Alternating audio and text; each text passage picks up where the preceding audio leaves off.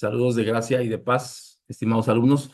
Pues esta mañana vamos a ver las últimas dos clases correspondientes a la cruzada de introducción a la teología y vamos a ver lo que son las teologías contemporáneas y entre ellas la teología queer, la teología negra y la teología feminista. Tenemos que recordar, bueno, vamos a orar y posteriormente iniciaremos esta sesión.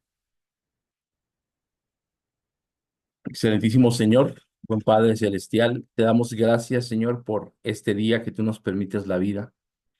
Te damos gracias por todo lo que tú nos has dado y también te damos gracias, Padre Celestial, por lo bueno que has sido con nosotros hasta el día de hoy. Permite que este día sea de bendición para todos los alumnos, para los administrativos del seminario.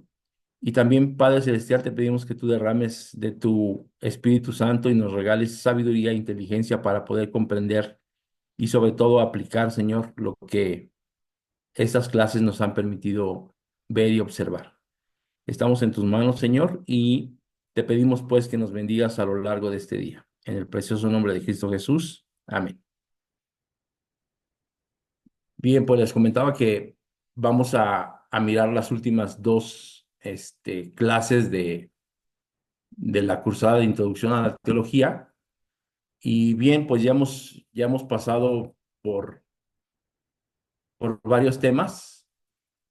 Iniciamos desde el 23 de septiembre pasado y bien, nosotros teníamos como objetivo pues que se tuviera la información suficiente y necesaria sobre la naturaleza y el valor de la teología, comprender su relación con la teología y la vivencia personal, es decir, la comunión que tenemos en lo personal con Dios, nuestra conducta y también con el servicio hacia los demás, ¿no? Otro de los objetivos era comprender y vivenciar con los semejantes cómo la Biblia es un libro teológico y su relación con la teología. Y aquí, pues bueno, volver a clarificar que la palabra de Dios no es un libro histórico, la palabra de Dios no es un manual de vida, la palabra de Dios es precisamente eso, la palabra de Dios, es decir, la manifestación de Dios hacia el ser humano. ¿Quién es Dios para el ser humano? ¿Qué es Dios para la humanidad? Y de esta manera él se presentó, de esta manera él vino y se hizo presente en la vida diaria del ser humano, ¿no? Y otro de los objetivos era hallar motivación para establecer o reforzar un comportamiento de estudio serio y disciplinado para ampliar el conocimiento teológico y mejorar la vida y el servicio cristiano que nosotros estamos teniendo como diáconos, como pastores, como ministros, como diaconisas, como líderes de la iglesia de Dios en el lugar en donde ustedes se desarrollen. Y bien, pues la metodología son o han sido clases a través de WhatsApp. Eh, Utilizamos 1 hora y media generalmente para cada sesión y hemos pasado por varios temas, ¿no? Desde la introducción general y los conceptos iniciales, en donde pudimos darnos cuenta y descubrimos y también investigamos el significado de algunas palabras. Eh, Tuvimos clase al respecto de la teología histórica. Después vimos el quehacer teológico, cuáles eran sus fuentes, sus áreas y los métodos de la teología. Miramos la teología como disciplina académica y su relación con otras disciplinas y cómo hacer teología, ¿no? En la unidad tercera o en la unidad C vimos el desarrollo histórico de la teología, teología en la antigüedad y en la Edad Media, teología en la Reforma y en la Contrarreforma, teología en la Ilustración y teologías del siglo XX y del siglo XXI. Y posteriormente en la unidad D o en la unidad 4 vimos las teologías y sus aportes, un panorama global de estas y una cronología del desarrollo histórico de esta misma, ¿no? De la teología. Posteriormente vimos cuál fue su contexto histórico, principales figuras y contribuciones, teologías latinoamericanas, como, como la teología de la liberación, cuyo principal promotor de esta teología fue Gustavo Gutiérrez, hacia los años 70, que fue de mucho aporte, pues todavía hoy es como que la teología contemporánea, la teología de la liberación, la que más está como funcionando, ¿no? Y posteriormente hemos visto la teología católica, la teología protestante, la ortodoxa, y volvimos a tocar la teología liberal, luego la teología fundamentalista y las teologías contemporáneas, que es esta última clase, que es la que vamos a mirar, ¿no? Eh, bueno, nuestras tareas fue utilizar un diccionario bíblico para poder definir algunas palabras. Posteriormente fue leer un capítulo del libro de Justo L. González, Introducción a la Teología, eh, responder y sobre todo, pues que ustedes comprendieran, tuvieran una lectura de comprensión. Ahí no había que hacer nada en la plataforma, ni subir ni nada, sino era una lectura personal para tener una mejor comprensión de qué es la teología, para que podamos reflexionar cómo es que nosotros conocimos a Dios, es decir, cuál fue la forma en la que conocimos a Dios, si vimos un Dios fuerte, celoso, si vimos un Dios lleno de amor, si conocimos un Dios todopoderoso, si conocimos un Dios al que le tuvimos miedo, y compararlo con cómo es en la actualidad eso y qué relación tiene la teología y la gracia, ¿no? Eh, Después, el trabajo final va a ser tomar una diapositiva de cada una de las presentaciones de clase y explicar por qué te interesó. Tú vas a tomar una diapositiva de cada una de las presentaciones, una la que más te haya gustado, y tal vez en Word o tal vez en PowerPoint, tú vas a escribir por qué te gustó eso, una pequeña redacción de por qué te gustó. Tenemos 10 presentaciones o 12 presentaciones y vas a tomar una diapositiva de cada una de las presentaciones y vas a explicar por qué te gustó. De esa manera tú vas a tener una presentación de lo que vimos a lo largo del curso y como trabajo final, pues tú vas a realizar un video máximo 10 minutos explicando la teología y su relación con alguna de las ramas adyacentes, por ejemplo, la ética, la teología o la historia, ¿no? Pues esto es lo que hasta hoy llevamos y lo que hasta hoy tenemos para poder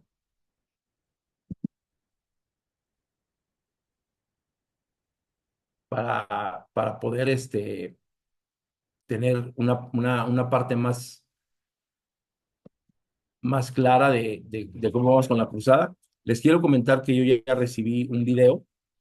Este video no es para que lo envíen de manera personal, súbanlo a la plataforma. Y si nos pueden hacer favor de socializarlo en el foro que tenemos de WhatsApp, me va a parecer muy bueno esto, ¿no? Y bien, pues vamos a empezar con esto de las teologías y vamos a compartir pantalla. Permítanme un momento.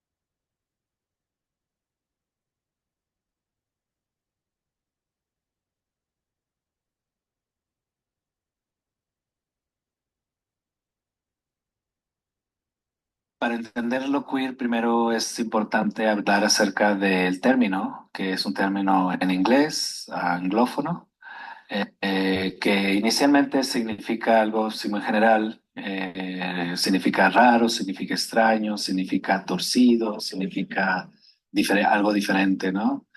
Sin embargo, en la historia, sobre todo de Estados Unidos y en el habla inglesa, el término se utilizó como un peyorativo, como un término ofensivo hacia las personas de la diversidad sexual, personas que no encajan dentro de las heteronormatividades, ¿no? Dentro de como de una paradigma heterosexual.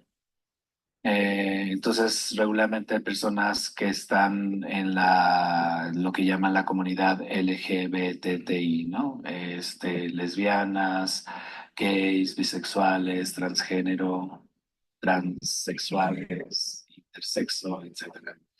Entonces fue una forma, un término que se usa para ofender, para excluir, para discriminar a las personas que no son heterosexuales y que pertenecen a esta población de la diversidad sexual.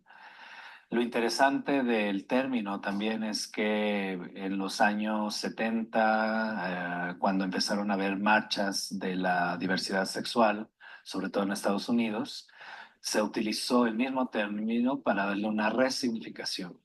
Y entonces, como una forma de activismo político y de la comunidad de la diversidad sexual, se utiliza para decir, aquí estamos. We are here and we are queer.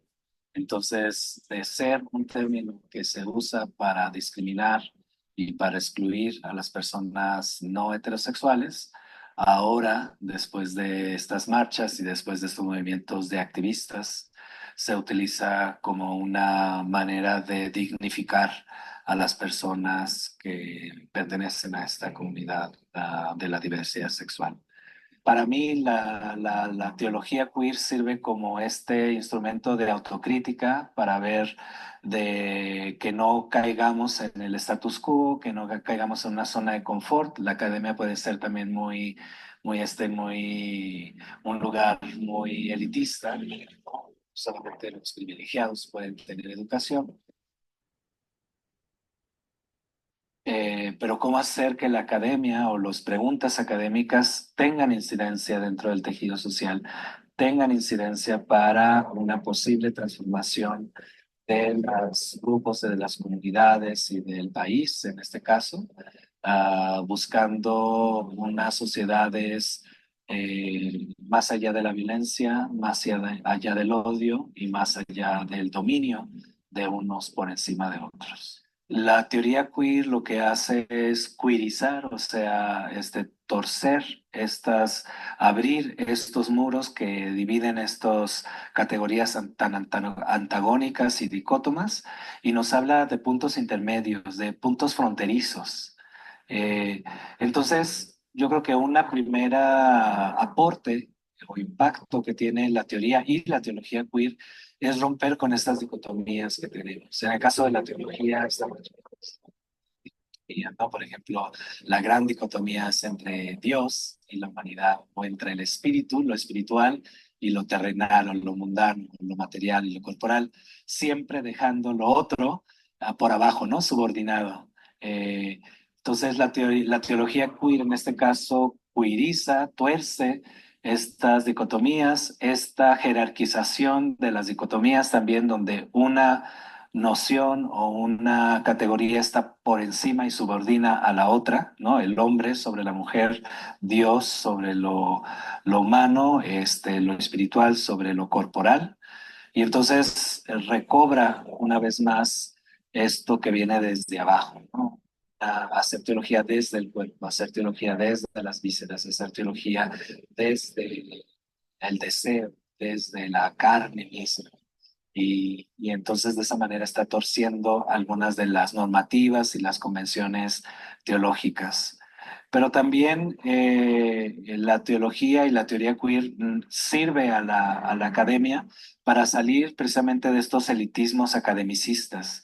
La academia muchas veces ha caído como en una autocontemplación para una élite, donde se habla el lenguaje de los expertos y donde el resto de la población no tiene ningún acceso o muchas veces no tiene ni siquiera relevancia las teorías y algunas de las propuestas de la academia hacia el mundo.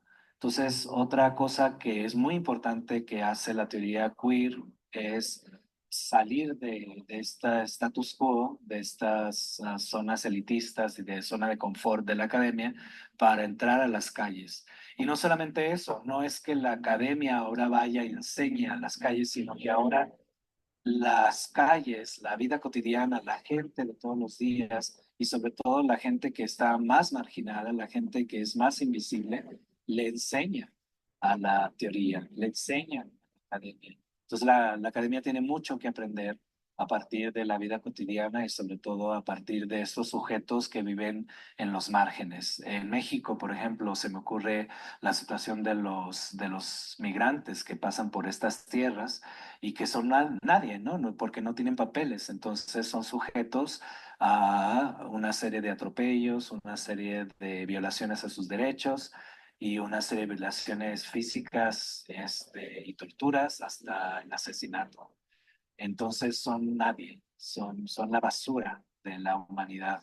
Entonces, ¿de qué manera el reto que impone o que pone o que provoca la teoría queer y las teologías queer va a mover y dar un impulso a la academia para ver otra forma de conocimiento, otra epistemología que surge desde estas subjetividades que son marginadas, desde estos sujetos que son invisibilizados? ¿De qué manera la academia puede renovarse y puede hacer algo contundente y realmente hacer propuestas de transformación social? ¿Qué significa económica, qué significa política, qué significa cultural, qué significa religiosa y qué significa también ecológica en un planeta que también ha sido destruido por el dominio de la humanidad?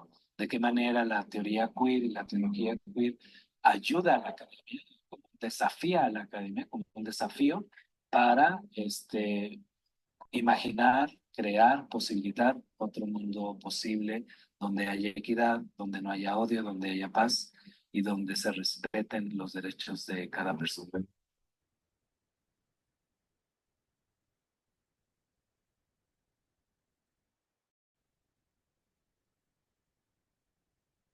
Bien, pues después de haber visto este video que habla un tanto cuanto de la teología y de la teoría queer, y que también toca algo de lo que es la teología del migrante que ya vimos la semana antepasada, pues vamos a dar inicio a esta última clase al respecto de lo que vienen siendo las teologías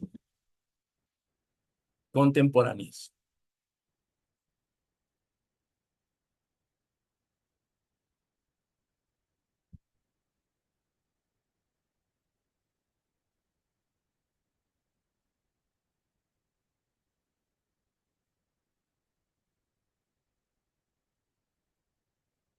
Y bueno, pues podemos comprender que nosotros vamos a mirar las teologías contemporáneas y vamos a ver específicamente cuatro: la teología queer, la teología negra y las teologías étnicas o indigenistas, ¿no? Y posteriormente terminaremos viendo lo que es la teología feminista. Y bueno, como bien decía el doctor Méndez, teología queer tiene que ver con lo raro, con lo torcido, con aquello que se sale de lo normal para, para el grueso de la población, incluso para el grueso de la iglesia, que tiene que ver con estas gentes o con personas que de alguna manera no son heterosexuales, que de alguna manera piensan en la actualidad como parte de la teología, perdón, como parte de la teoría de género, y que hoy estamos viviendo muy fuertemente, ya se ve muy fuertemente gente que no se siente humano, gente que se siente de alguna manera raro. Eso significa queer, ¿no? Lo raro, lo torcido, y que encajan en esto que le han puesto la comunidad LGTB y quién sabe cuántas cifras y cuántas letras más. Y bueno, pues vamos a ver las características de estas teologías contemporáneas antes de entrar directamente en un tema, en lo principal, ¿no? Estas,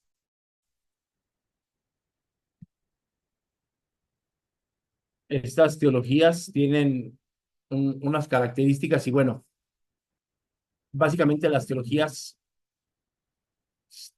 tratan de mantener una posición crítica respecto de la modernidad. En este caso, nosotros tendríamos que entendernos como que estamos viviendo la posmodernidad, ¿no? O sea, ya pasamos por la modernidad y ahorita estamos viviendo la posmodernidad. Y dentro de la posmodernidad, pues estamos viviendo la cultura de la persona. Hoy la gente le gusta más ser influencer, hoy a la gente le gusta más obtener un like y ya sé, cosas, cualquier cosa con tal de conseguir un like, ¿no? Hablando de las redes sociales, hay gente que se atreve a subirse a lugares impresionantes, hay gente que arriesga su vida por tomarse una impresión para salir en las redes, ¿no? Y obtener un like. Entonces, esta época posmoderna es la que estamos viviendo. Entonces, podemos decir de alguna manera que las teologías contemporáneas de alguna manera están desfasadas del momento histórico, social y político que estamos viviendo, ¿no? ¿Por qué? Pues porque la modernidad pasó y ahora estamos en la posmodernidad. Esta posmodernidad que niega la ciencia, que niega la fe, que niega la razón, que niega la tecnología, porque hoy estamos a un clic, es decir, pulsamos un botón, le damos enter a nuestra computadora, a nuestra tableta, a nuestro teléfono, que tienen pues cierta memoria, cierta capacidad para efectuar programas y procesos, y entonces podemos saber y conocerlo todo, ¿no? Con una buena parte de un análisis. Entonces, dicen los que saben que en unos años, inclusive, no se va a necesitar estudiar porque la inteligencia artificial va a hacer muchas cosas por ti, ¿no? Entonces, otra de las características de las teologías contemporáneas es que deben de ser contextualizadas. Y estas teologías surgen posteriormente a lo que fue la Segunda Guerra Mundial, ¿no? O surgen posteriormente a lo que fueron las dos guerras mundiales que ha tenido así muy claramente el, el orbe, ¿no? El globo terráqueo. La teología, como cuarta característica, debe de tomar en cuenta primero la realidad para posteriormente teologizar, ¿no? Y esto es parte del proceso o parte del quehacer teológico. Si nosotros vamos a pensar en una teología, si nosotros vamos a pensar en un nuevo formato que habla de nuestra teología o de nuestra propuesta teológica, bueno, pues lo primero que vamos a hacer es tomar en cuenta la realidad en la que vivimos, ¿no? La realidad en la que vivimos, la cultura en la que vivimos y el medio ambiente en donde nos desarrollamos para entonces posteriormente poder hacer una teología, ¿no? Esta es una cuarta característica. Y de esta manera, la quinta característica, pues, es explicar la realidad con base a los propósitos de Dios. Nosotros tenemos, pues, entonces, la manifestación de Dios para el ser humano a través de su palabra y vamos a mirar qué socialmente requiere el hombre, qué culturalmente, cómo culturalmente podemos adaptar la presencia de Dios hacia esa cultura, hacia ese medio ambiente, hacia esa región donde se va a realizar esta teología propuesta por un teólogo y posteriormente entonces vamos a tener el nacimiento o la fundación de una nueva teología o de un nuevo pensar teológico. Ahora, pues ya hablando un poquitito más adentro de lo que son las teologías, pues había un biblista de nombre Alfredo Tepox y él decía, nunca te cases con una teología. Y hay un axioma teológico que dice, todo lo nuevo en teología es totalmente falso. ¿Qué quiere decir esto? La teología de la liberación hoy está de moda, está en boga, eh, ha incidido desde antes de los años 60, ha tenido que ver, como lo vimos en clase, con cuestiones católicas, ha tenido que ver con cuestiones católicas francesas, ha tenido que ver con jesuitas, ha tenido que ver con católicos ortodoxos o fundamentalistas, posteriormente también ha tenido aportes protestantes y ha funcionado como, vamos a decir así, como elemento sociopolítico para ayudar en algunos temas como lo fue la caída del muro de Berlín o como lo fue el establecimiento de sociedades comunistas o, o socialistas en América Latina, pero también ha sido objeto de rebatir ese crecimiento eh, socialista o comunista, y entonces se habla de la teología de la prosperidad y, y todo esto ya sucedió, ¿no?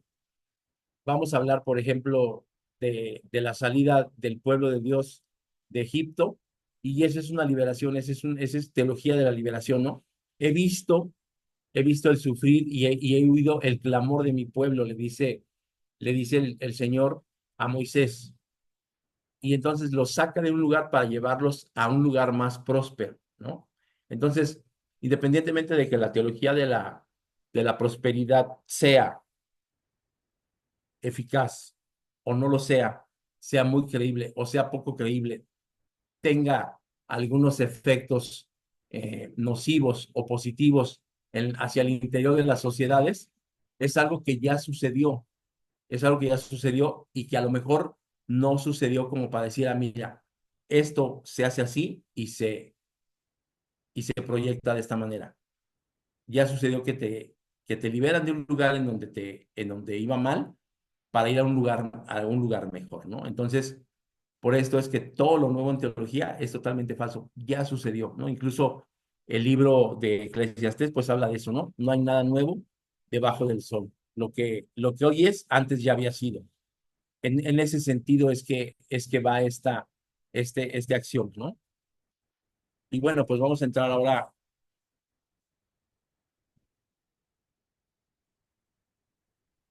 hacia estas teologías que vamos a ver inicialmente y qué es lo queer. La teología queer es una plataforma que utiliza esta crítica de la teoría queer que hay hacia la heteronormatividad para hablar a favor de las personas que están en los márgenes, sobre todo en los márgenes de las sociedades heteronormativas.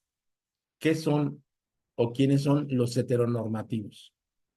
Bueno, pues la teoría queer sugiere que los heteronormativos son o somos todos aquellos que nace alguien y ese alguien para nosotros es hombre o es mujer dependiendo de su sexo.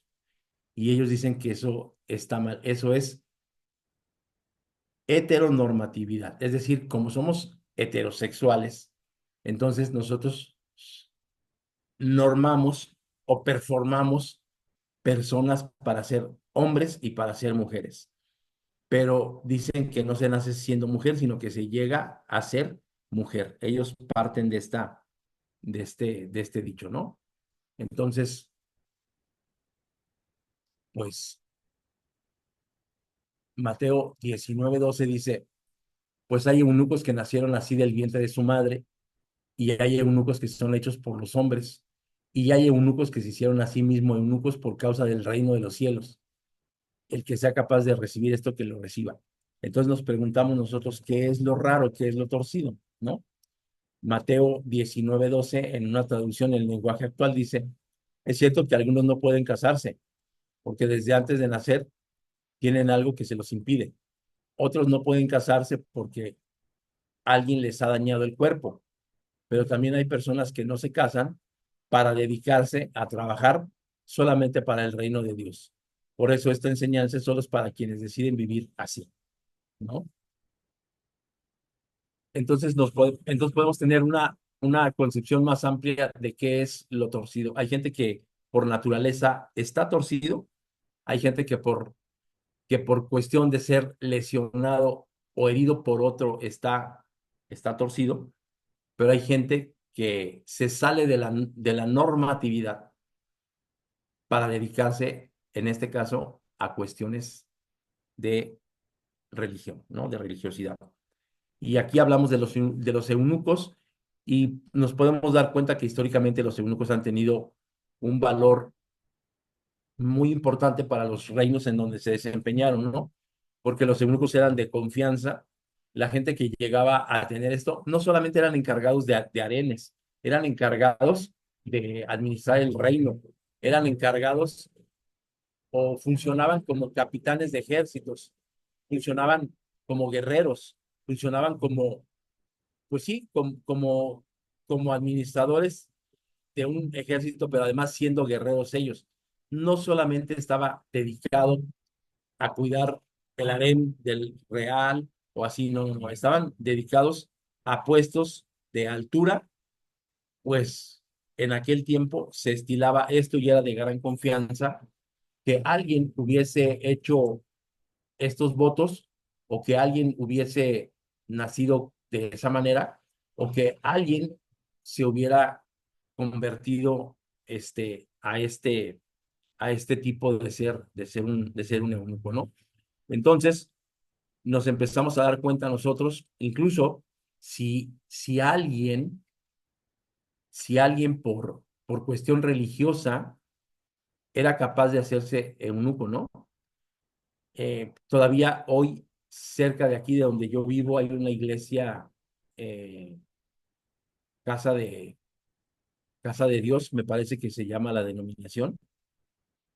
Es una división de la Iglesia de Dios en los años 60, y el principal ministro, el principal pastor de ese lugar se hizo eunuco, ¿no? Si nosotros vamos al Pentateuco, nos vamos a dar cuenta que la gente que estaba incompleta, que la gente que estaba lastimada, que la gente que tenía algún tipo sí, de, por estar mayugado de sus partes este, íntimas, no podían ministrar en el tabernáculo. Entonces, desde ahí nos empezamos a dar cuenta que la, lo patriarcal no tiene un problema, sino lo patriarcal se ha encargado de revisar y de decir quién sí y quién no participan, ¿no? Pero hubo gente que se hizo eunuco por causa de continuar sus creencias religiosas. Y hasta acá yo te quiero volver a invitar a que nos demos cuenta que nosotros estamos participando de una clase, ¿no? Estamos viendo las cosas desde el nivel educativo.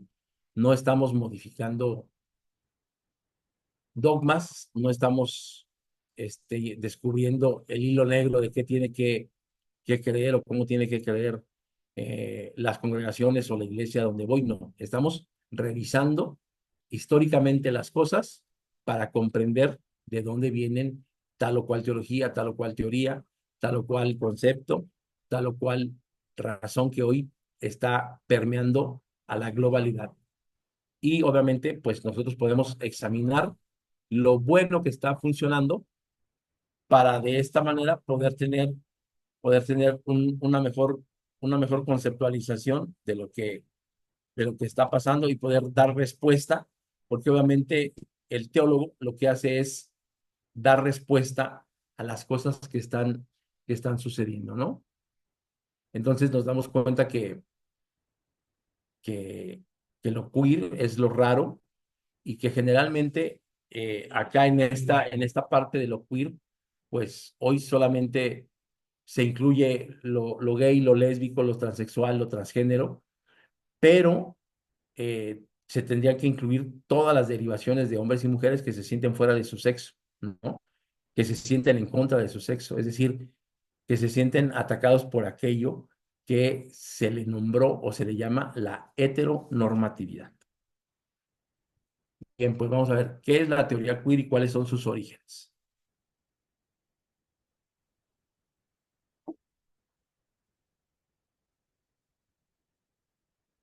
Nietzsche originalmente dice que nada es un hecho, que todo es una interpretación, ¿no? Y Foucault dice que en su epistemología habla de la normatividad.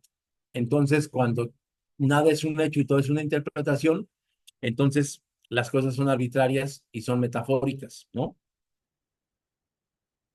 Y desde el punto de vista de la epistemología y de la normatividad, pues entonces nos damos cuenta que esto ha llevado a la sociedad a ser una sociedad dominante.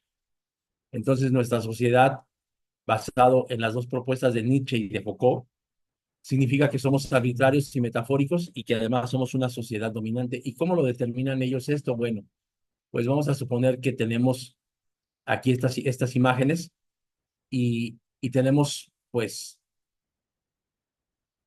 todo esto pertenece a la raza de los cánidos, ¿no?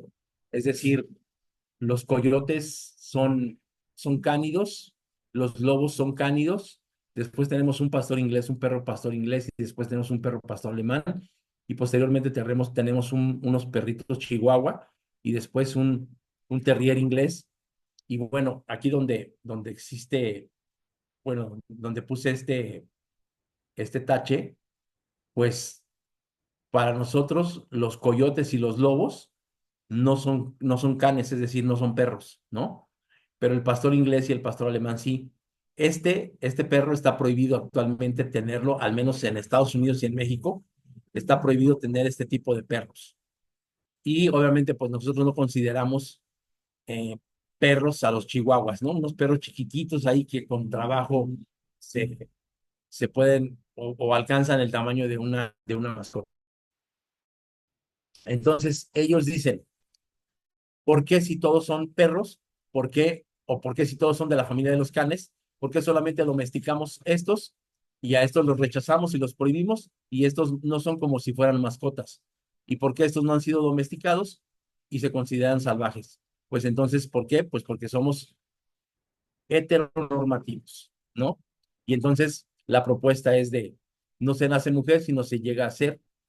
Decir al momento de nacer si es varón o es hembra es un acto performativo, es decir, que va en contra ya de la voluntad o del derecho de aquel nuevo ser humano que trae un sexo, varón o hembra. Pero el hecho de que tú digas que sí es hombre o que sí es mujer desde ya, por el hecho fáctico, entonces es heteronormativo. Y ellos dicen que se le tiene que dar la oportunidad de que ellos decidan, ¿no? Por lo tanto, este nuevo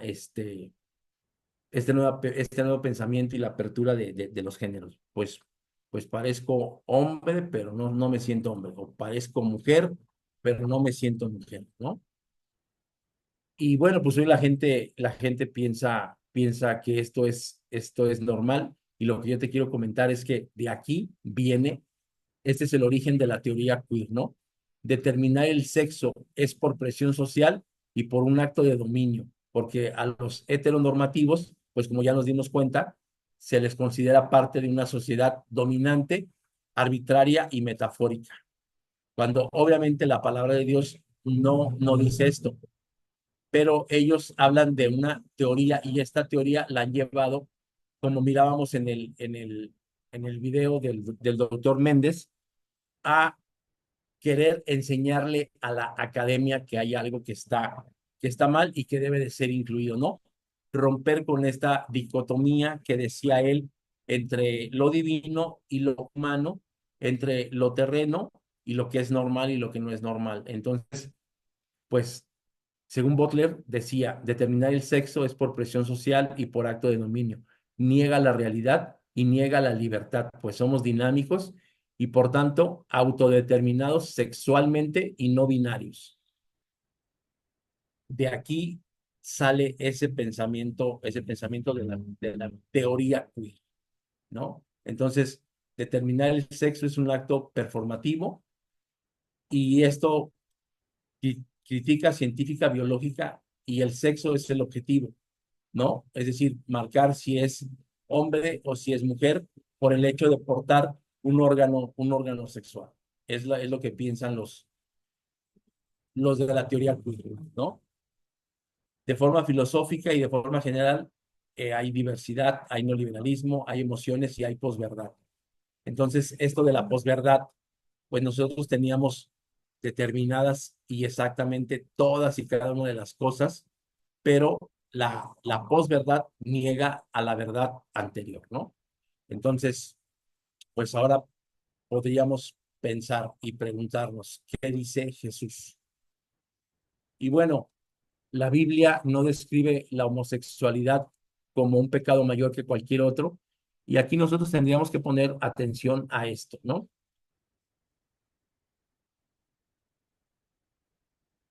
Si fallamos en uno de los mandamientos, que son 10, pues es como si hubiésemos quebrantado toda la ley, ¿no?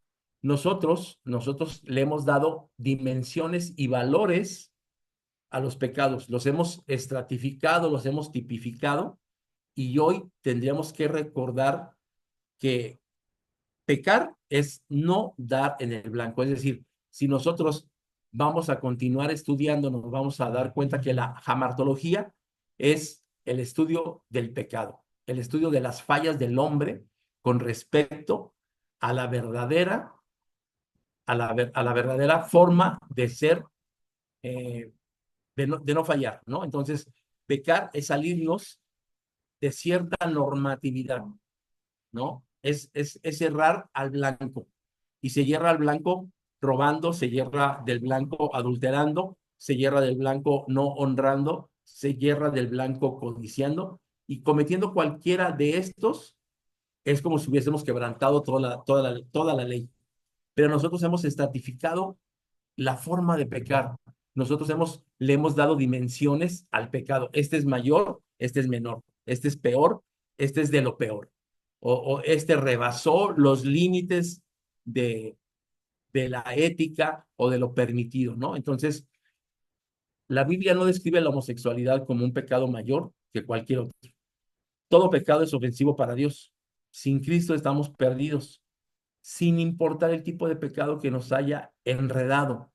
De acuerdo con la Biblia, el perdón de Dios está disponible para el homosexual, al igual que para el adúltero, el idólatra, el asesino, el ladrón.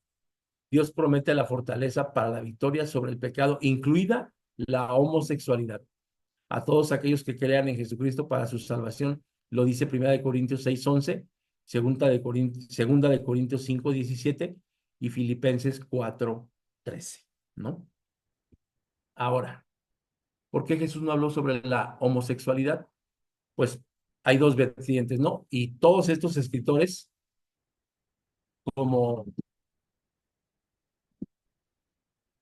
como Tom Horner en el 78, como Michael Grayfoe en el 86, como Gerd Tyson en el 87, como Donald Mader en el 92, como James A. Miller en el 97, Thomas D. Hanks en el 2000, Theodore Jennings en el 2004, Zion Benning Liu en el 2004 y Javier Picasso en el 2006, hay dos vertientes. ¿Por qué no habló Jesús sobre la homosexualidad? El silencio se debe a que probablemente Jesús no condenó la homosexualidad. Vuelvo y repito. El silencio se debe a que probablemente Jesús no condenó la homosexualidad. Segunda vertiente. Incluso una vez hizo un milagro a un homosexual sin reparar en su condición, ¿no? Y aquí tenemos que recordar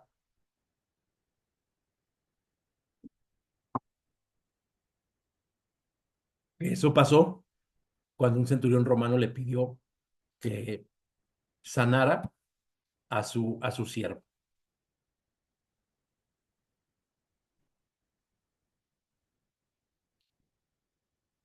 ¿Por qué no todos los raros? Y aquí tenemos una comparativa de textos. No entrará en la congregación de Jehová el que tenga mayugados los testículos o amputados su miembro viril. Porque así dijo Jehová a los eunucos que guarden mis días de reposo. Así dijo Jehová a los eunucos que guarden mis días de reposo, que escojan lo que yo quiero, que abracen mi pacto. Verso 5 de Isaías 56.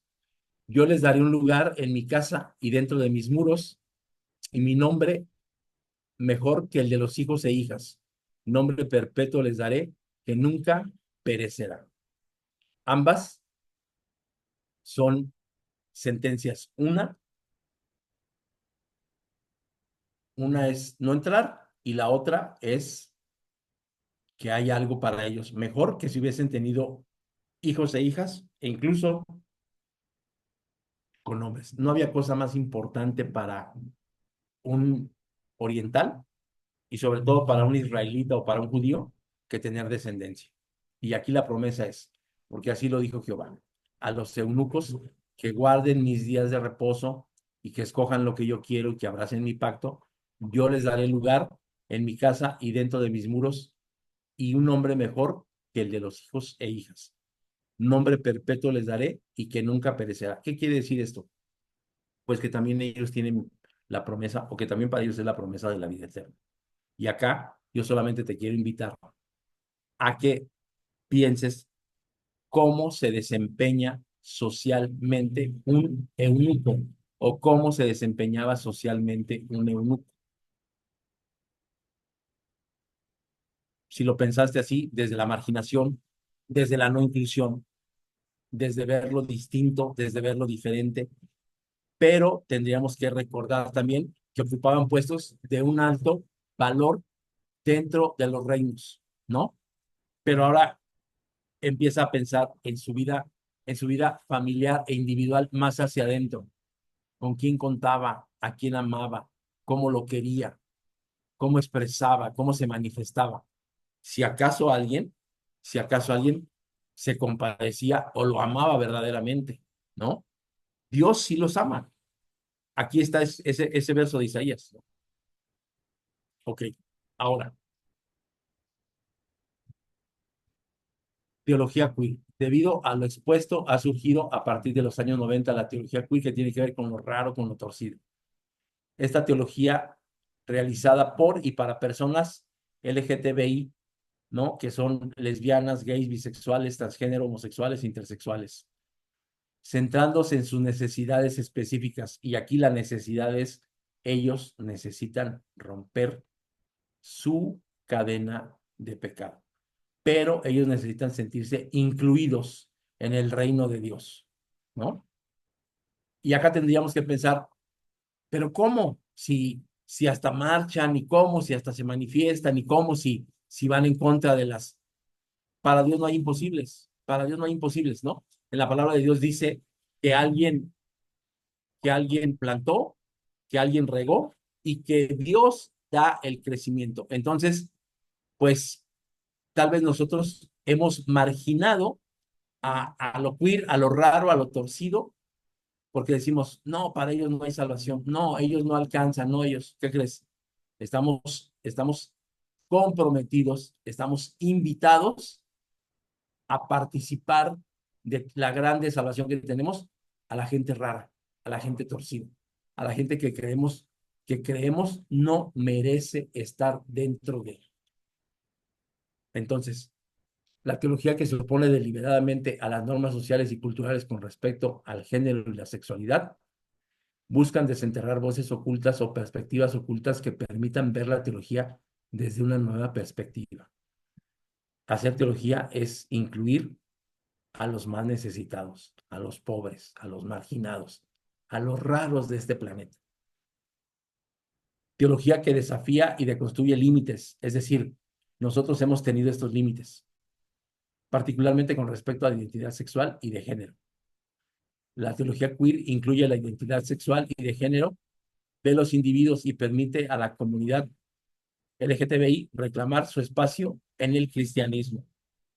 Y esto de reclamar espacio no significa acéptame como soy, significa particípame del reino como soy, para que entonces el Señor haga lo suyo, haga lo propio. Bien, pues ahora vamos a ver lo que es la teología negra.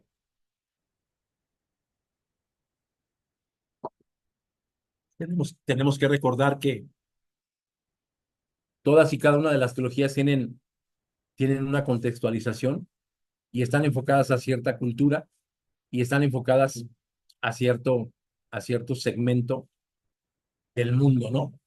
Y entonces aquí surge una pregunta, no sé si te la has hecho. ¿De qué color es Dios? Para los negros, Dios es negro. Para nosotros, tal vez Dios es blanco. Para los indígenas, tal vez Dios es mestizo. Para para los orientales de Japón, para los orientales de China, de Corea, tal vez Dios es amarillito y rasgado, ¿no? Entonces, nosotros tenemos que empezar a dimensionar, no, no empezar a performar a Dios, sino ampliar este concepto. O sea, Dios era blanco que rechaza a los negros. Acá en este sentido, yo quiero recordarte que por ejemplo, en el Congreso de Edimburgo, en donde se habló de la evangelización para las diferentes razas. Y acá tendríamos que comprender que solamente hay una raza, que solamente hay un género, solamente hay una raza y es la humana, no hay otra, pero dejaron fuera a América Latina. Cuando los españoles vinieron y en tiempo de la conquista, ellos decían que los indígenas o que la gente que vivía en estas tierras no tenían alma, ¿no? Entonces, los negros alcanzaron en el Congreso de Edimburgo a ser, vamos a decir así, tomados en cuenta o a ser salpicados por la evangelización. No así América Latina. Para América Latina, en el Congreso de Edimburgo de 1910, no hubo una solución a su espiritualidad o a su religiosidad, sino hasta 1916, cuando entonces está el Congreso de Panamá, y en el Congreso de Panamá se establece que sí, que América Latina tiene que participar de esta evangelización, ¿no? De esta nueva contextualización que se estaba dando, porque el mundo mayormente está siendo protestante. No sé si tú te has dado cuenta, hay un mapamundi, y ese mapamundi tiene que ver con el ingreso per cápita basado en la religión que profesa cierto país, cierta región, cierto continente. Y América Latina son los que menor ingreso per cápita tienen, pero son los que mayormente piensan de forma católica. Entonces, es para que te des cuenta cómo afectan las cuestiones eh, culturales, cómo afectan las cuestiones sociales cuando la teología llega a un punto de vista, ¿no? Bien, pues empezamos con la teología negra. Y aquí hay alguien que dice que primero fueron los negros, es decir, en los Estados Unidos, dice que cuando los padres peregrinos desembarcaron del Mayflower en las costas nororientales del continente americano en 1620, fecha que unánimemente se considera como la adecuada o como la más acercada al inicio de la historia de los Estados Unidos. Los negros ya estaban ahí. Un año antes, en 1619, una fragata holandesa había desembarcado con una mercancía de la primera carga humana con 20 esclavos negros en la costa suroriental de dicho continente, concretamente en Jamestown, Virginia, en 1619. Es pues la fecha símbolo de una larga historia de la esclavitud, es decir, aunque llegaron ahí los negros primero, pues fueron los primeros esclavos, ¿no? Ni siquiera los indios originales de América del Norte llegaron a ser esclavos. Ellos fueron segregados, fueron marginados, fueron mandados a lugares diferentes a cambio de enseñarles ciertas técnicas de caza, ciertas técnicas de sobrevivencia, pero los negros no, los negros ya estaban marcados como esclavos. Entonces, desde siempre, o desde tiempo muy atrás, la, los fenotipos o el fenotipo de los negros, de los africanos, ya estaban como marcados para ser esclavos, ¿no? Entonces, en 1619, esta fecha símbolo de una larga historia de esclavitud que debe durar más de 2 siglos hasta que fuera abolida la esclavitud de manera legalmente en 1863, y su aplicación efectiva en todo el territorio nacional, es decir, en todo Estados Unidos, en 1865. Por eso el historiador de apellido Bennett ha titulado su historia de los negros americanos antes de Mayflower, ¿no? En 1966 escribió ese libro. Entonces, ¿qué es la teología de la liberación negra? Bueno, pues actualmente más de 35 millones de afroamericanos residen en los Estados Unidos, pero es importante recordar a los primeros africanos que llegaron al suelo norteamericano, pues en este año del 2019 marca el 400 aniversario de esta trágica herencia europea, ¿no? Como por un incidente del mar, por salvar una carga humana de un desastre, llegan a Jamestown, en Virginia, en lo que hoy es Virginia, y pues ahí empiezan a habitar estos negros.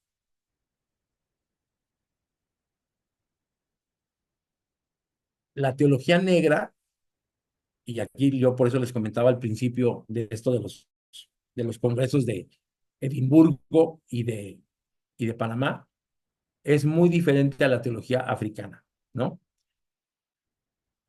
La religión cristiana para muchos africanos era la religión de los blancos, incluso como afirma el teólogo católico congolés Alphonse Guindou, profesor de teología de la Universidad de Kinshasa. Los cristianos de África desean subrayar que en su continente la evangelización se ha llevado a cabo manteniendo un vínculo muy estrecho con la colonización. Los misioneros europeos ni supieron ni pudieron evitar las ambigüedades de su propia situación histórica. El objetivo de la teología de la liberación negra es hacer el cristianismo real para los negros. El principal error en la teología de la liberación negra intenta centrar al cristianismo en la liberación de la injusticia social, es decir, esta diferencia que existe entre yo soy blanco, por ende superior, yo soy negro, por ende inferior. Busca definitivamente acabar con esa injusticia social. Y acá tendríamos que pensar en la teología de la liberación. ¿Qué busca la teología de la liberación? Decolonizar, es decir, acabar con el colonialismo en el cual ha estado sujeta no solamente América Latina, sino los negros de América del Norte, ¿no? Y de aquí y ahora, en vez de que la vida futura, Jesús enseñó exactamente lo opuesto. Mi reino no es de este mundo, Juan 18:36. Han sido los negros africanos y especialmente los afroamericanos tratados injusta y vilmente en la historia reciente. Absolutamente. Uno de los resultados del Evangelio debería ser terminar con el racismo, discriminación, prejuicio e inequidad. Nuevamente, sí, absolutamente. Gálatas 3:28. En la liberación de la injusticia social es un principio central del Evangelio, ¿cierto? Y entonces nos damos cuenta que sí es cierto.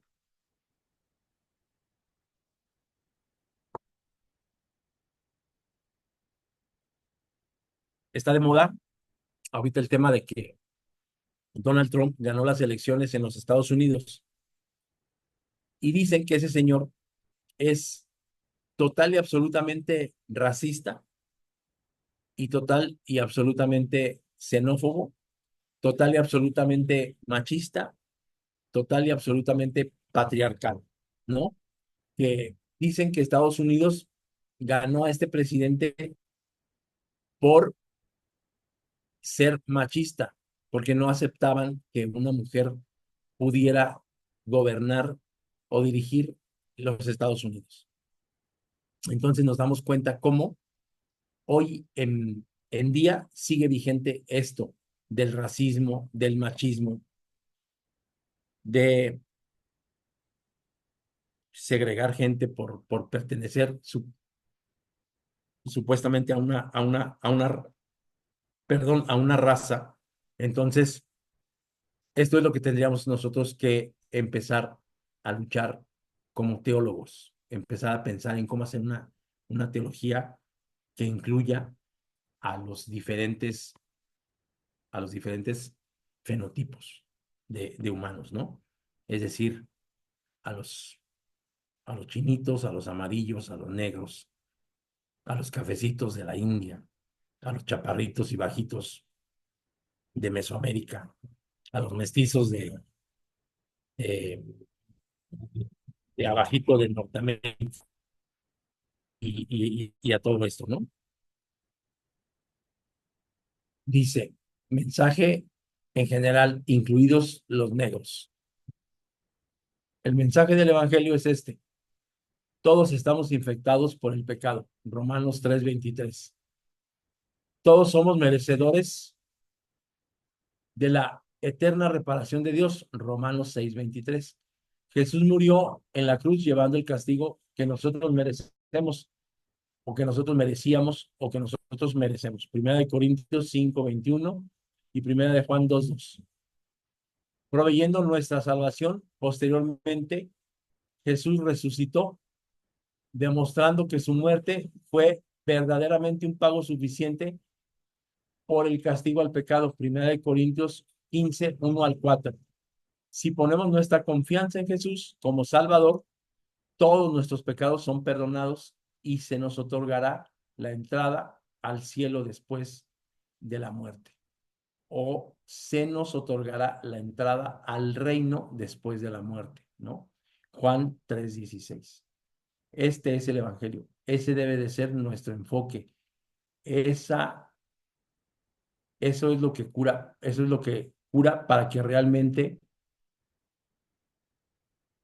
lo que realmente está azotando a la sociedad.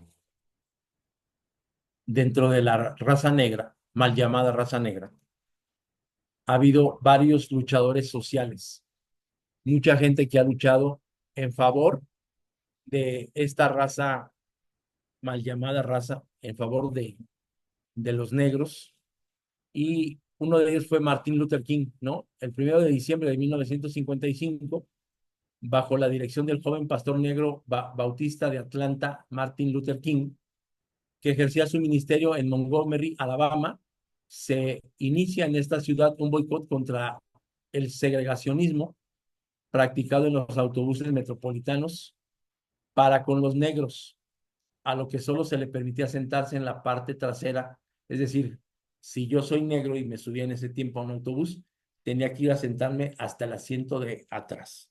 Los demás asientos estaban apartados o estaban exclusivamente para la gente blanca, para la gente que no era de color, ¿no? Entonces, con esta obligación, además de ceder su puesto a los blancos que no tuvieran asiento, es decir, los 42,000 negros de la ciudad boicotearon los autobuses y se organizaron con sus propios medios, con su propio transporte urbano, sobre todo para dirigirse al trabajo. Al final, la empresa propietaria de los autobuses al borde de la quiebra cedió a la presión de los negros. Era el comienzo de una estrategia no violenta que demostró su capacidad movilizadora y que en los años siguientes produciría resultados concretos significativos y si bien parciales, pero integraban y restauraban, ¿no? Esto se hacía, esto también sucedía en playas, en restaurantes, en piscinas, en medios de transporte, en bibliotecas, en escuelas, en universidades, también en iglesias. Lamentablemente también sucedía en iglesias. Otro luchador social fue Malcolm X, y Malcolm X dice que en su tiempo decía en la comunidad negra, Black Muslims,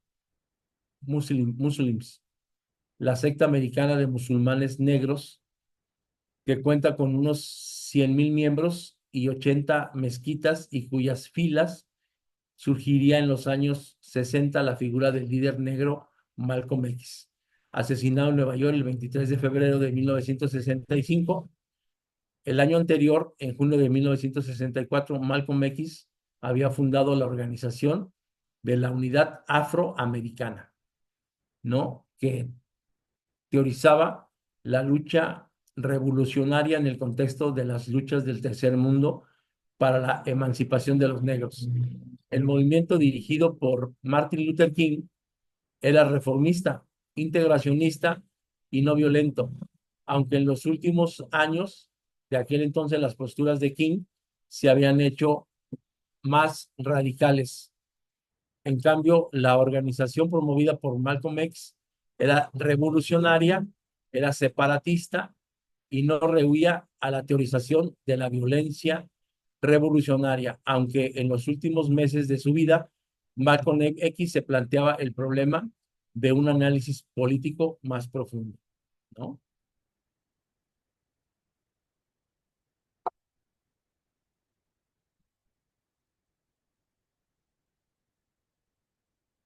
Dios y Cristo son negros. El discurso de la teología negra sobre la negritud de Dios desarrolla un motivo que ya había aflorado en la historia de la religiosidad negra. El célebre obispo metodista negro Henry Turner había escrito un artículo con el provocativo título Dios es negro en 1898.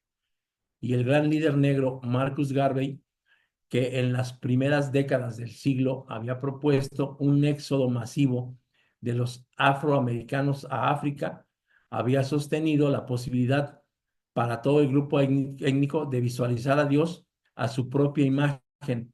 Aunque nuestro Dios no tiene color, es humano, sin embargo, ver todas las cosas a través de la propia lente y del mismo modo que los blancos ven a su Dios a través de una lente blanca. Nosotros hemos comenzado ahora, aunque ya sea tarde, a ver a Dios a través de nuestra lente, ¿no?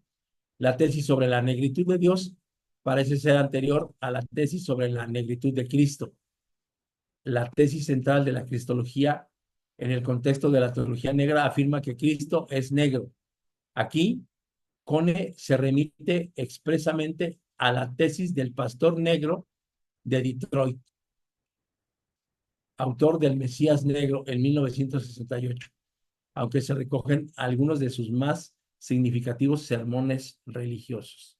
Es decir, la teología negra no solamente se ha escrito en papel y se ha propuesto, sino que también los pastores o los ministros de ascendencia negra, pues se han dedicado a hablar sermones y a elaborar temas que beneficien a esta cultura, ¿no? A esta contextualización especialmente, tanto que han llegado a pensar, en aquel tiempo se pensó en hacer un éxodo de los Estados Unidos, todos los afroamericanos, mandarlos al continente africano, o que fueran al continente africano para dejar de sufrir todas las vejaciones, todos los sinsabores que han sufrido y que han pasado, a pesar de haber llegado primero a los Estados Unidos, ¿no? Que los inmigrantes ingleses, que recordemos, fueron fundamentalistas, ¿no? Fundamentalistas ingleses, es decir, gente muy correcta, gente muy observadora de las normas de Dios, pero que para ellos estaba perfecto tener esclavos. Y acá tendríamos que recordar, pues, esta parte, ¿no? José es vendido como esclavo. En el Antiguo Testamento se cuenta la historia de José, que vendido como esclavo por sus hermanos, acabó interpretando para ellos la palabra liberadora de Dios. Aunque vosotros pensáis de hacerme daño, Dios lo pensó para bien. Génesis 50:20. La historia bíblica con la que concluye el Génesis puede ser asumida como paradigma para expresar la necesidad blanca y la función profética de la teología negra. Y por eso aquí yo te comento, ¿no? No es bueno casarse con una teología porque la teología niega que lo nuevo, perdón, la teología afirma que lo nuevo es total y absolutamente falso, ¿no? Entonces, pues en este sentido es que nosotros hasta aquí hemos visto estas teologías, ¿no? La indigenista y la queer. Vamos a dejar de compartir y vamos a ver, por último, la teología feminista.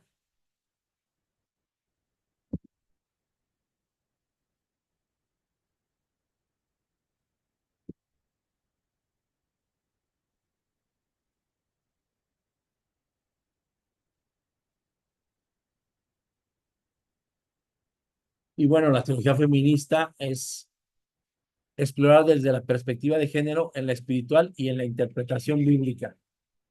Y tiene un objetivo. ¿Y cuál sería el objetivo de esto? A ver, vamos a dejar de compartir.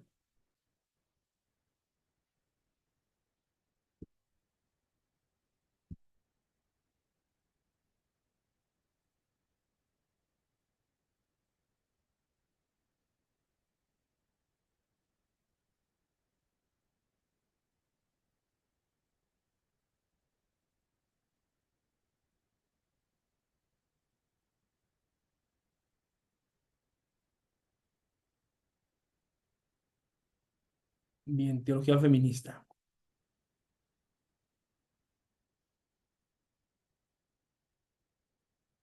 El objetivo de la clase es introducir a los estudiantes en los principios y enfoques de la teología feminista, explorando cómo esta perspectiva revisa y desafía las interpretaciones tradicionales de las escrituras y las prácticas religiosas con el fin de promover la igualdad de género y la justicia social. Los estudiantes comprenderán la importancia de deconstruir los estereotipos de género y reconocer el valor de las experiencias y voces de las mujeres en el ámbito teológico. Este objetivo permite abrir la puerta a discusiones profundas sobre cómo la teología feminista puede transformar las percepciones y las prácticas religiosas para crear una sociedad más inclusiva y equitativa. No sé qué tan problemático sea en la iglesia en donde tú vas que una mujer pueda impartir, estoy hablando del caso de México, el estudio de escuela sabática, que una mujer pueda impartir un sermón o una reflexión desde el púlpito. Y tal vez hoy no es tan raro en ciertas comunidades o en ciertas localidades o en ciertas iglesias, pero es muy complicado en otros, por ejemplo, en otros estados más que son más conservacionistas, que son más tradicionalistas, que son más costumbristas y que no permiten que una mujer pueda, para ellos, jugar el rol de un hombre. ¿Qué es esto? Pues que una mujer no puede tener una buena interpretación de las escrituras, que la palabra de Dios dice que la mujer calle, que se tape la cabeza y que no se le permite hablar estando en la congregación. Entonces, la teología feminista busca principalmente esto, lograr que las mujeres desde su género, desde su ser mujer, interpreten, enseñen, ayuden, aporten y desarrollen una espiritualidad basada en el pensamiento femenino. Definición de teología feminista. La teología feminista es una reflexión teológica crítica que analiza la realidad desde la perspectiva y experiencia de las mujeres. Cuestiona el sistema patriarcal y quirocéntrico de la Iglesia y la sociedad, buscando una transformación hacia la igualdad y la justicia de género. Sus principales herramientas son las categorías de género, la hermenéutica feminista y la valorización de la experiencia de las mujeres como fuente teológica. ¿Qué es el quiriocentrismo? Pues el quiriocentrismo no es otra cosa sino que la tradición patriarcal de tener poder por el solo hecho de ser hombres, ¿no? Entonces, la teología feminista cuestiona esto, el quiriocentrismo de la iglesia. Por el solo hecho y sencillo hecho de ser hombres, ellos interpretan, ellos mandan, ellos hacen exégesis y ellos hacen hermenéutica. Pero la teología feminista, pues desde el punto de vista de esta teología, se tienen nuevas hermenéuticas, nuevas interpretaciones, y es un campo que actualmente ha funcionado muy grandemente en muchas otras denominaciones. Tal vez en la denominación nuestra, en algunos países sí funciona, en algunos países hay diaconisas incluso. En México te quiero decir que para 1947 y para 1955, los concilios ministeriales se les conocían como santas convocaciones. Y precisamente en 1947 y en 1955 hubo dos santas convocaciones y en esas dos santas convocaciones asistieron dos diaconisas. Actualmente en México no hay diaconisas como tal, ¿no? Y aquí, ¿dónde nace esto y por qué nace de esta manera? Bueno, tendríamos que darnos cuenta que feminismo no es embrismo. Al contrario, el feminismo lucha contra el embrismo, ¿no? ¿Qué es el feminismo? El feminismo es igualdad y no es superioridad. El feminismo busca la igualdad de derechos, la igualdad de oportunidades entre hombres y mujeres, no la dominación de la mujer sobre el hombre. Eso sí busca el embrismo. Entonces nosotros tendríamos que hacer una diferencia bien grande. El feminismo no está en contra de lo patriarcal. Pide que termine la quiriocentricidad o el dominio patriarcal. Pide que termine eso para tener igualdad de oportunidades. No rechaza a la masculinidad, sino le pide que haya apertura para poder tener un espacio en donde ellas puedan desarrollarse de manera teológica, específicamente en la exégesis y en la hermenéutica bíblica, ¿no? Entonces, el feminismo también busca la liberación humana. El feminismo aspira a la liberación de los estándares de géneros opresivos, buscando la plena libertad y el desarrollo de todo ser humano, ¿no? Entonces, ¿qué sería lo contrario? El feminismo rechaza al machismo y al embrismo. Tanto el machismo que subordina a la mujer como el embrismo que pretende la supremacía femenina son rechazados por la verdadera ideología feminista. Siguiente, rechazo al patriarcado. El feminismo se opone al sistema patriarcal que privilegia a los hombres y subordina a las mujeres, promoviendo una sociedad más, más justa e igualitaria.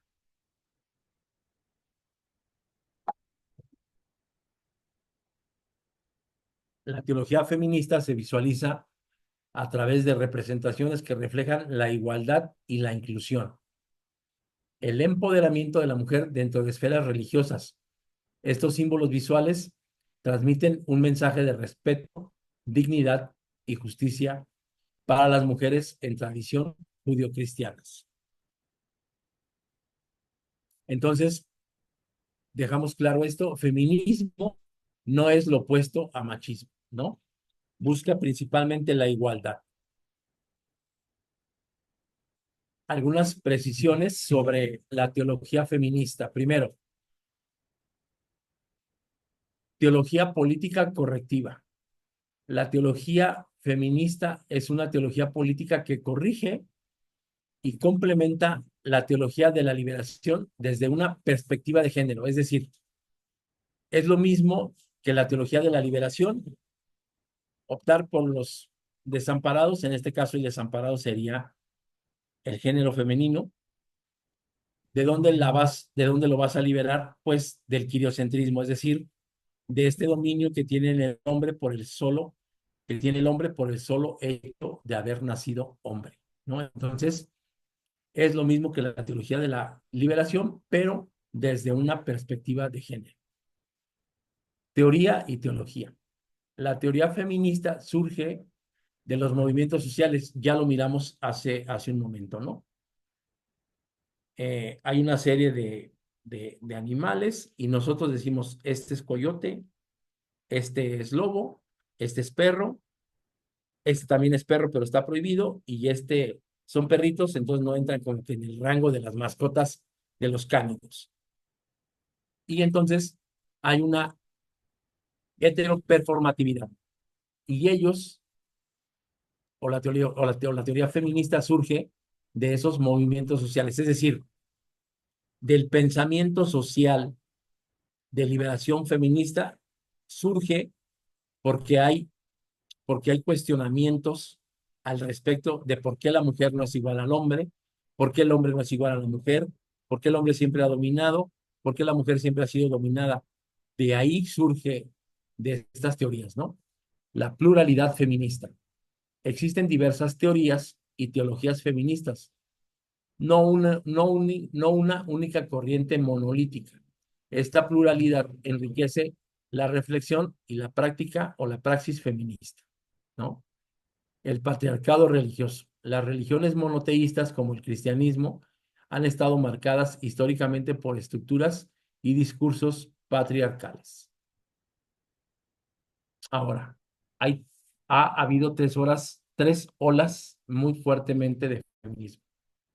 La primera ola que reivindica los derechos humanos de las mujeres, incluyendo los derechos laborales, reproductivos y el derecho al voto. Es decir, de 1960 y hacia atrás, hablando de la sociedad estadounidense, pues las mujeres no tenían derecho a votar, no tenían derecho a decidir sobre su sexualidad y obviamente no tenían derechos laborales. Entonces, la segunda ola viene en los años 80, en donde logran representaciones legislativas para las mujeres con la aprobación de leyes a su favor. Hoy, por ejemplo, en México tenemos a la primera mujer presidente en nuestro país, pero a lo largo de la historia, pues tenemos a Angela Merkel, tenemos a la dama de hierro Margaret Thatcher, gente, y quiero decir mujeres, que han desarrollado labores políticas tremendamente, que nos han dado lecciones de cómo se dirige eh, una nación enorme, ¿no? O un reino enorme como lo fue el, el reino británico. Y bueno, pues ahí tendríamos que pensar no solamente en Margaret Thatcher, sino también en Isabel, en la reina Isabel, que juntas pues marcaron la política de la Gran Bretaña, ¿no?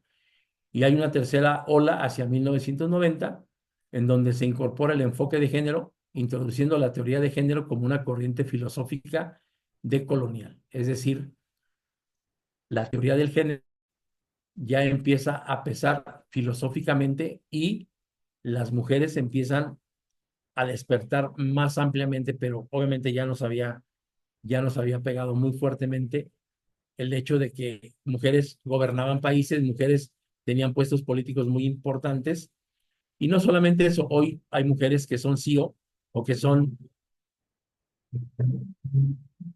directoras ejecutivas de compañías transnacionales muy importantes, ¿no?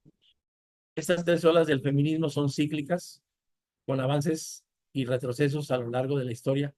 Cada una de ellas ha marcado hitos importantes en la lucha por la igualdad de género. Ahora, lectura de género, análisis de género. Y aquí tenemos una figura que dice: el hombre es igual a la mujer. La lectura de género implica examinar cuidadosamente la situación y el papel de hombres y mujeres dentro del contexto bíblico para comprender mejor sus roles y relaciones. Luego tenemos la perspectiva femenina. Es fundamental considerar la perspectiva de la mujer al interpretar los textos sagrados, ya que su experiencia y su voz a menudo han sido marginadas a lo largo de la historia, ¿no? Nosotros sí podemos hacer exégesis, sí podemos hacer hermenéutica o ser unos buenos hermeneutas de narraciones que tienen que ver con mujeres, ¿no? Entonces, la narrativa de Débora, la narrativa de Marta, la narrativa de María, la narrativa de Febe, la narrativa de Tabita, pero sobre todo las vivencias que tuvieron que ver en medio del pueblo de Dios, como Débora, siendo juez, y de las otras, desde Marta, María,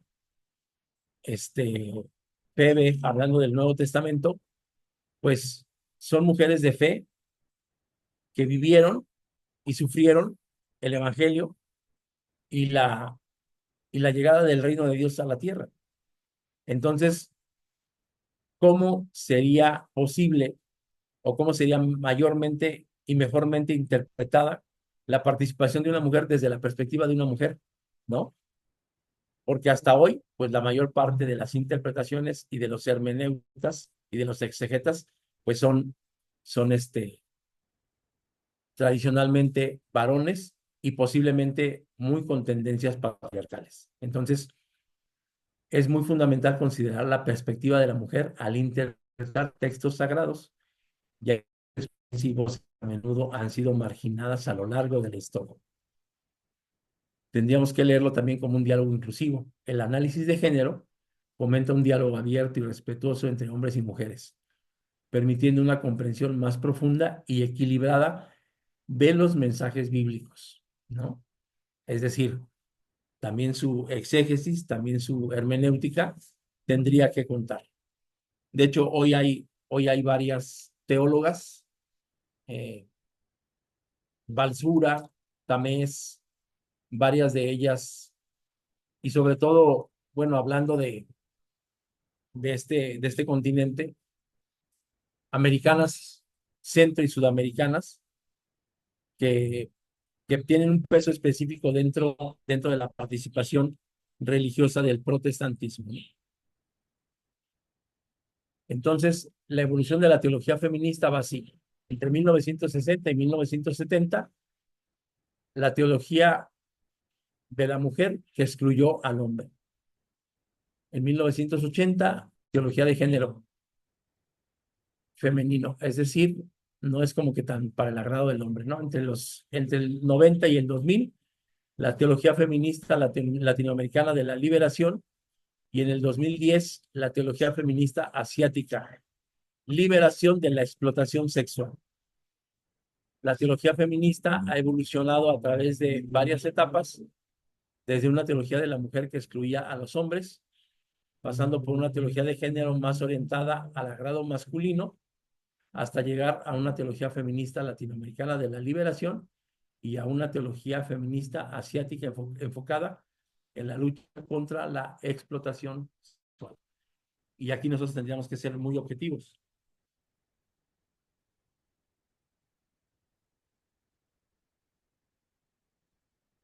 La sociedad patriarcal siempre ha visto a la mujer como un objeto, y quizá en unas sociedades más marcadas como un objeto sexual. Y a este sentido te quiero comentar que dentro de los ámbitos religiosos, vamos a llamarle que hay dos arquetipos de mujer. El que es como Eva, una mujer libre, capaz de decidir, capaz de provocar, capaz de mandar, capaz de marcar.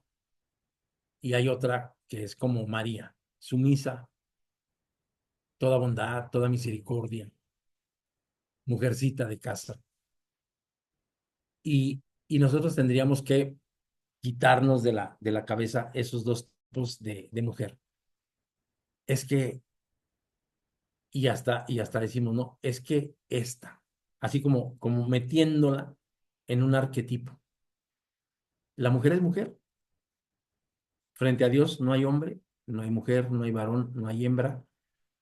Y tradicionalmente, a lo largo de la historia, marcada por peso patriarcal, se ha llegado a cosificar a la mujer, ¿no? Y la mujer es el otro yo. Cuando está Adán solo en el paraíso, le pone nombre a todo lo que existe a su alrededor y a los animales y todo, él se da cuenta que está solo, ¿no? El oso tiene a su hembra, a su osa, el perro tiene a su hembra, a su perra, hasta los peces tienen a su hembra, ¿no? Pero él no tiene nada. Y entonces ahí solamente existe el yo. Pero cuando el Señor lo hace caer en sueño y toma de su costilla y yace y forma a la mujer, y entonces él dice, esto es carne de mi carne y hueso de mis huesos, por lo tanto será llamada varona, o sea, no, no mujer, porque de mí procede. Entonces, en ese sentido, no solamente hay igualdad, sino de aquí, o sea, de la carne del varón tomada, o sea, es esencia propia, y nosotros la hemos crucificado. Entonces, cuando él vive el yo, se da cuenta de que hay otro, de que hay otro yo, de que existe otro personaje como él, pero que se complementa. Y esto nosotros no lo hemos visto de esta manera. Hemos puesto un estrato social y entonces hemos puesto tradicionalmente y patriarcalmente al hombre arriba y a la mujer detrás. Y esto ha traído consecuencias, pues, fatales, no, pero sí de atraso, sí de no inclusión, sí de marginación, aunque tal vez el objetivo no era ese, pero la consecuencia es esa. Ok, otros tipos de teología feminista. Mujerismo.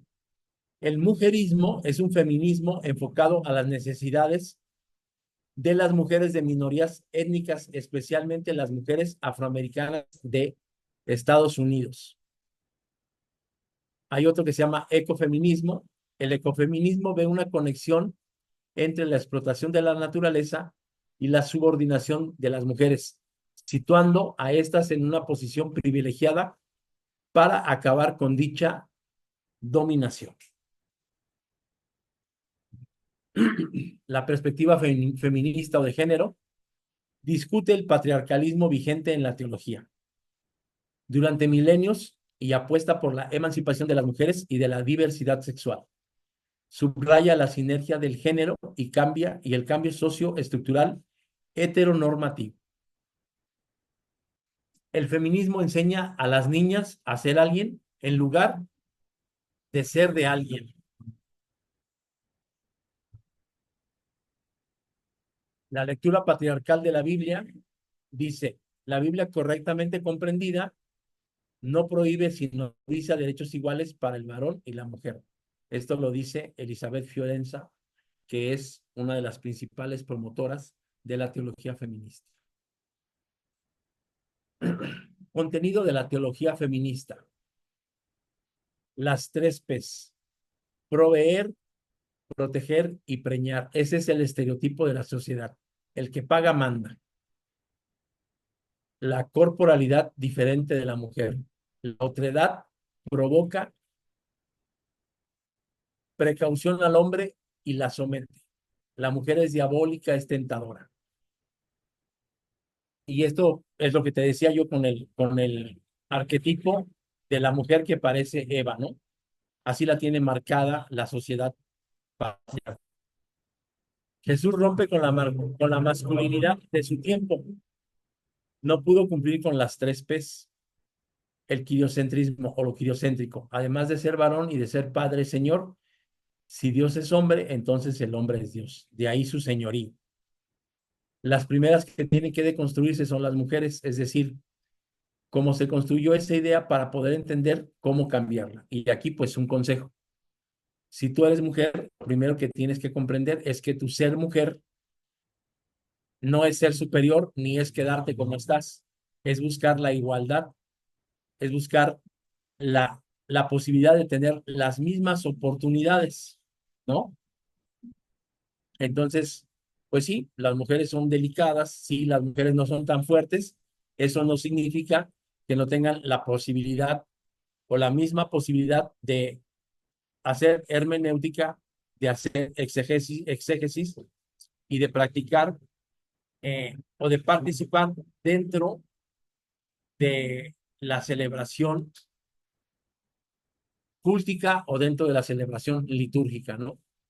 La teología feminista busca reinterpretar las escrituras y las tradiciones religiosas desde una perspectiva de equidad de género. Eso les tendría que quedar y nos tendría que quedar muy claro, ¿no?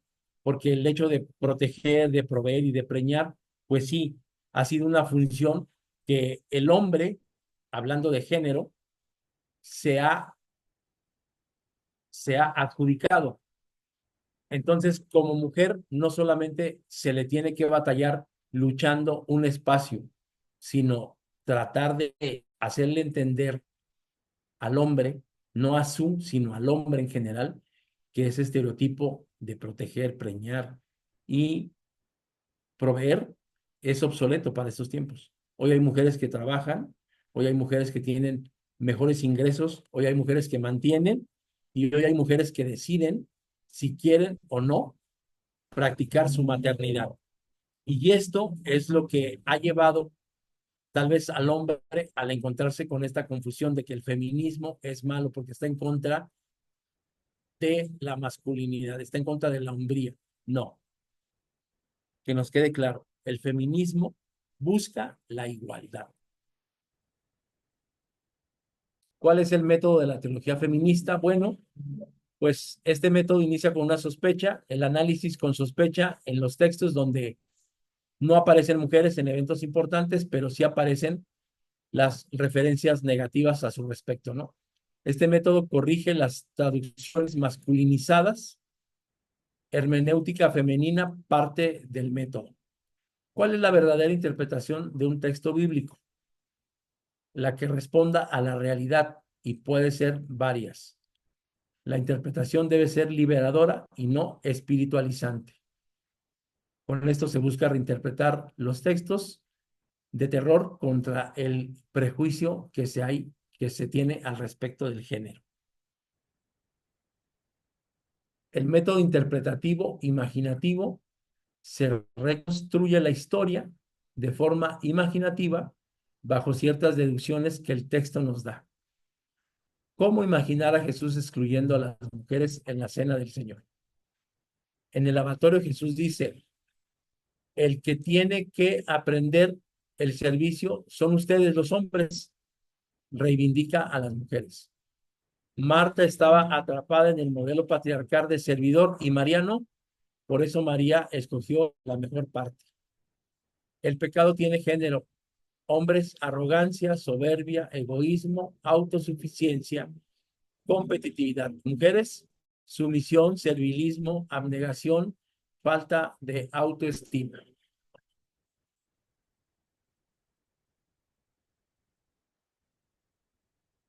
Sintomatía. Naomi Gretz de la Universidad de Ben Gurión en el Negev de Israel en el año del 98 probó que entre quienes realizan una lectura patriarcal de los textos judíos sagrados, es decir, la Biblia hebrea, el Talmud y la Mishnah, tienden a violentar a sus mujeres. Lo mismo se observa en el tratamiento de la justicia que es aplicada en los tribunales religiosos del Israel actual.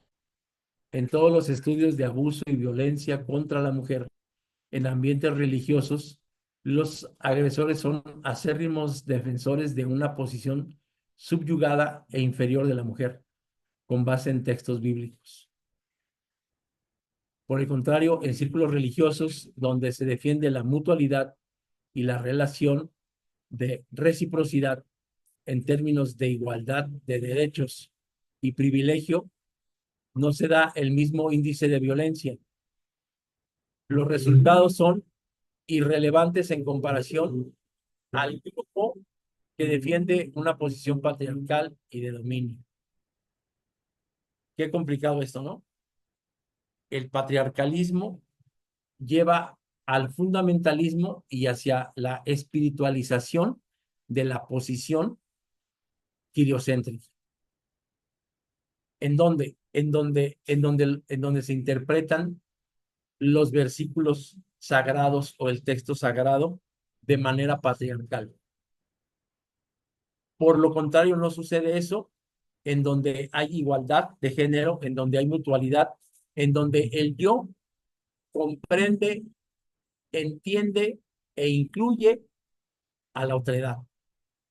Y la otredad, hablando claramente, es la mujer. Porque había un yo y no había un tú. Cuando nace el tú, es una mujer, pero también es otro yo.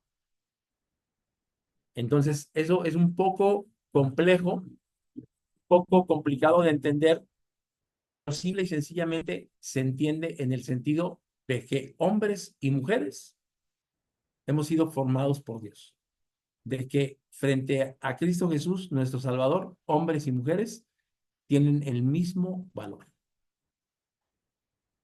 ¿Cuáles son las acciones que tendríamos que seguir para lograr aceptar y tener una mejor teología feminista? Bueno, pues aprender a escuchar a la mujer, pero también al hombre, escucharlos.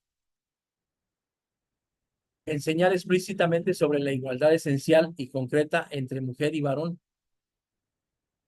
Defensa de la mujer contra la violencia, la explotación y la discriminación. Práctica del lenguaje inclusivo. Y más allá que inclusivo, debe ser incluyente. La compasión como una relación de genuino interés por el bienestar de los otros y que permita el desarrollo de cada uno, y finalmente la espiritualidad como una guía de acción personal y social. Es imprescindible renunciar a la violencia para construir el amor y la felicidad de nuestras vidas. Es imprescindible renunciar a la violencia. El diálogo sincero con las mujeres es indispensable para poder construir un mundo nuevo. En última instancia, el reino de Dios. Educar a la iglesia en torno al tema de la mujer varón, fomentando la visión de Jesús. Y bien, pues hasta aquí con la cursada de introducción a la teología. Y bien, pues antes de concluir, a mí me gustaría mucho agradecer al CEBAI por esta oportunidad que tuve de poder impartir con ustedes la clase de introducción a la teología. Seguimos en contacto, seguimos todavía en el foro que tenemos en WhatsApp. Manden sus preguntas. Yo estoy ahí 24/7. En el WhatsApp no estoy 24/7 para contestarlas. Las contesto en el momento que yo tenga una oportunidad y los invito a que puedan realizar sus tareas. Los invito a que si tienen alguna duda respecto de sus tareas, de sus trabajos finales, pues con todo gusto me lo puedan preguntar, me lo puedan hacer saber y cualquier cosa yo estoy aquí al pendiente. Estas han sido las últimas dos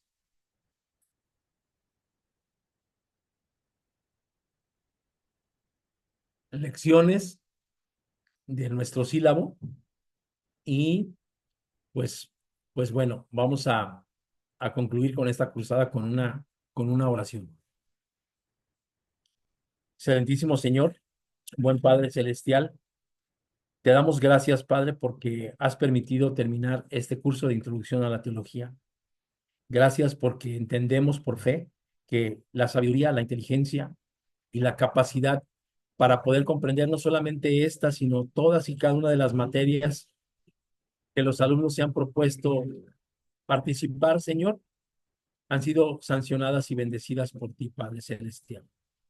Gracias por la vida, gracias por la oportunidad que tenemos de prepararnos, de conocer, de capacitarnos para ser mejores hijos y siervos tuyos, Señor, y estamos en tus manos. Te pido, Señor, que tú bendigas al director de el seminario, a nuestro hermano Abraham Marín, que bendigas a todos y cada uno de los que elaboran con él en las áreas administrativas, que bendigas a todos los docentes, Señor, y que permitas que todos y cada uno de los alumnos puedan llegar a concluir sus estudios para honra y gloria tuya solamente, Señor.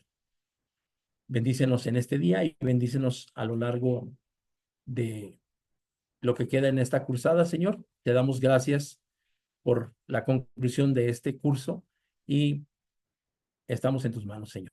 Gracias por todo lo que tú permites hasta este momento. En el precioso nombre de Cristo Jesús.